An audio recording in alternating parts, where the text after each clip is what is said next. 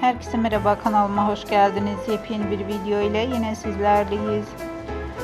Kanal 7 ekranlarının sevilen günlük dizilerinden olan Kan Çiçekleri dizisinin güzel oyuncusu Yağmur Yüksel'den yepyeni görüntüler geldi. Yağmur Yüksel birbirinden muhteşem görüntüleri sosyal medya hesabında yayınladı. Görüntüler hayranlar tarafından büyük ilgi gördü.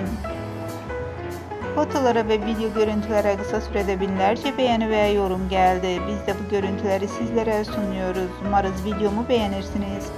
Değerli takipçiler, videomu beğenmeyi, kanalıma abone olup bize destek olmayı lütfen unutmayın. Bir sonraki videoda görüşmek üzere. Hoşça kalın.